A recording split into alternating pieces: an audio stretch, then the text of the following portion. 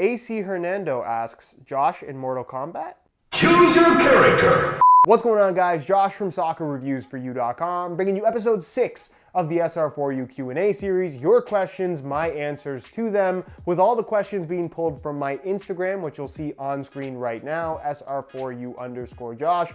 Basically what happens is I make a post, you guys leave your questions on that post, and I pick the best ones from there, answer them in video form. And if you're wondering what this intro was all about, because if you didn't see the Instagram post, it would be a little bit confusing, go check out my Instagram. It'll explain absolutely everything. And with that being said, let's get right into episode 6 of the Q&A series. Oh, and by the way, if you guys like the Q&A series and want to see it continue, please support this video with a like. That lets me know that you want to see more. Cracklatos asks, do you plan on reviewing any Charlie or Pirma Mexican branded cleats in general? I can honestly say that I've never heard of Charlie, so I'm not sure if that's a brand or if maybe that was a typo or something like that. But Pirma I definitely have heard of, and I've been in contact with them before, but it hasn't been for a very long time. It was like 4 or 5 years ago, the early days of this channel.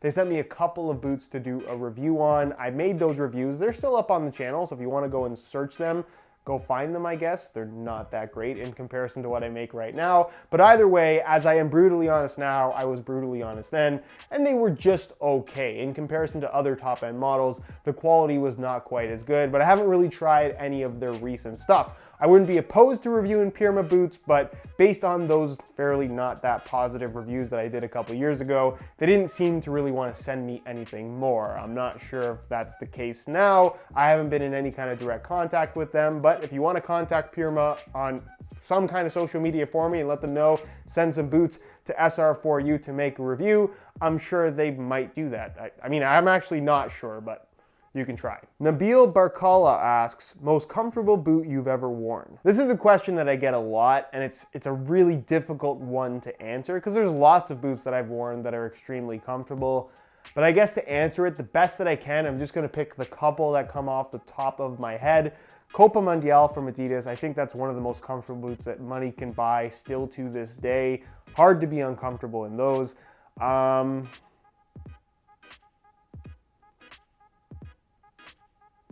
I had it, now I forgot it. The Nike Tiempo Legend 5, that's one of my favorite Tiempos ever, and for whatever reason, when they were well broken in, that boot just felt super, super comfortable to me. Also, the Mizuno Wave Ignitus 1, that's a boot that I think is just super comfortable as well. But again, that's just kind of off the top what I really liked, and what I like might not be what you like in regards to overall comfort. I'm sure there's gonna be plenty of people watching this video that have tried the classic Copa Mundial and just don't like the way that they feel at all. So as a whole, comfort is a very subjective thing, and what I like might not be what you like. Henry George asks, Josh, what is the worst takedown model from a top-end boot? To say that a particular takedown model is the worst is kind of difficult to do.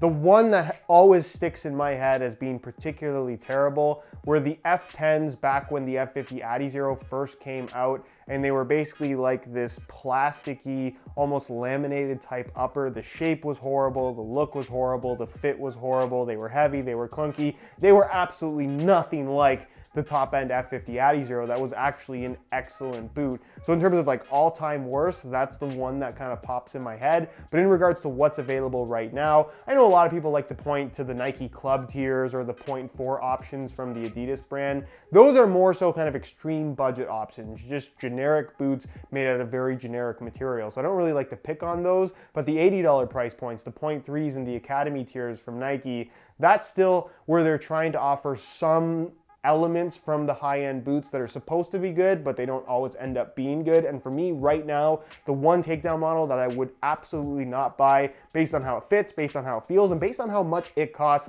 is the Laceless Predator 19.3 from Adidas. I just think that boot, for the amount of money that it costs and the way that it feels, just isn't very good at all. George Berrigan 114 asks, how often should I clean my football boots, and is it good or bad to clean them often? Thanks. To be honest, you can clean your boots as often as you'd like. The only thing that I would avoid is fully submerging them in water, especially if that water is hot. You never want to get your boots completely soaked where they're going to take a long time to dry. I just don't think that's the best thing for the upper, the liner, the way those two things are connected, and even the bond between the sole plate and the upper. So completely submerging the boots in any kind of extreme temperature water probably not a great idea. But if you want to run them under a sink and kind of just wipe the dirt off, there's absolutely nothing wrong with that. A lot of people always ask, what should they use to clean a specific pair of boots? Honestly, for every boot that I've ever cleaned, I use a toothbrush, I use a rag, and I use some water. I don't even really use any kind of soap. And again, it's how much time you want to spend on cleaning the boots. A toothbrush really helps you get the fine details. But for me, honestly, when it comes to cleaning boots, obviously now it's a little bit of a different situation, but back when I was only having a pair or two of boots for the entire season, I would only really clean them once in a while. If I played in super muddy conditions and the boots were plastered in mud, that's when I would clean them. But if it was favorable weather and there was just a little bit of dust on the upper, it's not something that I would really ever do. Christophe asked, what would happen if Messi and Ronaldo both did a brand switch? Would they lose costumers? He means customers, or gain more popularity. Here's my opinion. Regardless of who you think is the better player, Cristiano Ronaldo or Leo Messi, when it comes to boot sales, the one man that has proven that he has a huge influence on the general public, the average consumer, when it comes to the football boots that they buy, whether that's credit to Nike, whether that's credit to Adidas, it is Cristiano Ronaldo and the Nike Mercurial series. Cristiano Ronaldo is very, very influential. If you think about this for a second, how many people try to imitate exactly the way that Messi plays?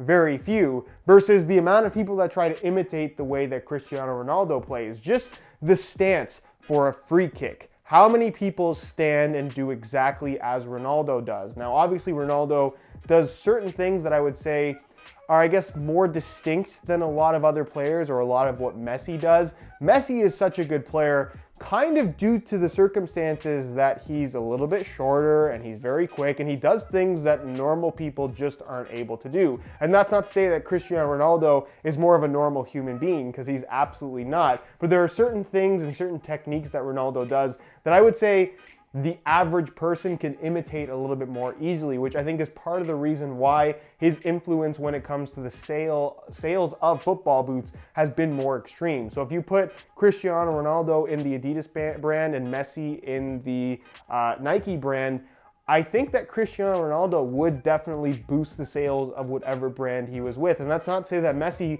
couldn't do really well for Nike wearing Nike Mercurials, but I think Cristiano Ronaldo, in terms of the power that he brings to a brand when it comes to influencing consumers, is just better than what Messi does. Totally just a guess though, I really don't know. DBJP asks, hey Jason Voorhees, is the New Balance Tequila worth buying or just get the Phantom Vision Elite? If I'm being honest, having tried both, having spent a lot of time in both, I would be just as happy to wear the New Balance boots as I would the Nike boots. I might prefer the Nike boots a little bit more if I'm being totally honest, but given the fact that you can get the New Balance Tequila for such extreme discounts right now, as low as $30 we've seen, but even for 60, 70, even $100, that's a really good deal, and you're not going to get Phantom Visions anywhere near that cheap. About 150, 60, 70 is about the minimum you'll end up paying for a Phantom Vision Elite in an older colorway. So if budget comes into play, I definitely say that Tequila is probably the better buy, but they're both excellent boots. It kind of just depends on what you want. Jojo454 asks, which older model boot would you choose over new boots?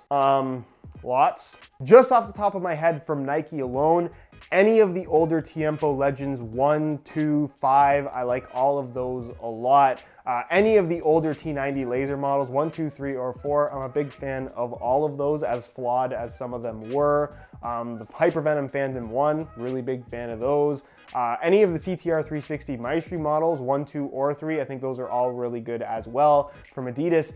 Pretty much any of the older Predator models, including the Instincts and the LZs, I really like those as well. But obviously classics like the Mania, even the Predator Addy Power, awesome boots. Some of the older F15 models I was quite fond of, while they probably wouldn't be a go-to for me. Some of the old Addy Pure models were really good. Obviously the classic Copa Mundial, which is still technically current, but kind of counts as an older boot. Those are really good. I really like the older Mizuno Wave Ignitus boots. From Puma, I was a big fan of the Evo Power line. I was a big fan of even the Power Cat 110. That's one that kind of stands out to me. Older Diadoras are really good. Lotto had some really cool old stuff.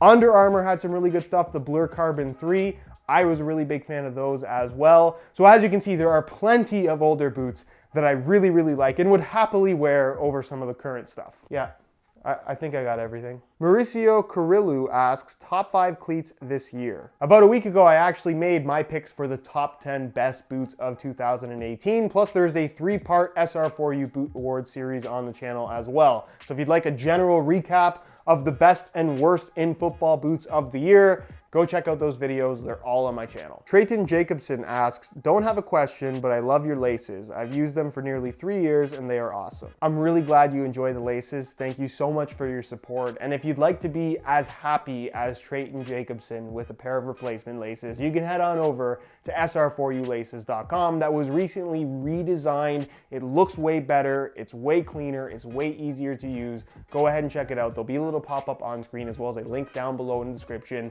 SR4ULaces.com. Free worldwide shipping on any order of $16.99 or more. And from now until the end of the year, you can get 25% off your order with coupon code HOLIDAY. SR4ULaces.com. C10 Isaac asks, what soccer/football player did you look up to? I've talked about this a little bit on the channel before, but I think everybody growing up has their favorite player that they don't necessarily copy, but they kind of base certain elements of their own playing style on those particular players. So growing up, for me, I was a huge Thierry Henry fan, but at the time where he was kind of in the prime of his career, I wouldn't say that I had the same type of skill set as Thierry Henry, as most people don't. So it's not necessarily a player that had a huge influence on the way that I play. But for me, Wayne Rooney, Fernando Torres, those were two that were really big influences on me. And to a certain extent, Ronaldinho as well. Again, hard to say that I played anything like Ronaldinho. Most people just can't. There is only one Ronaldinho.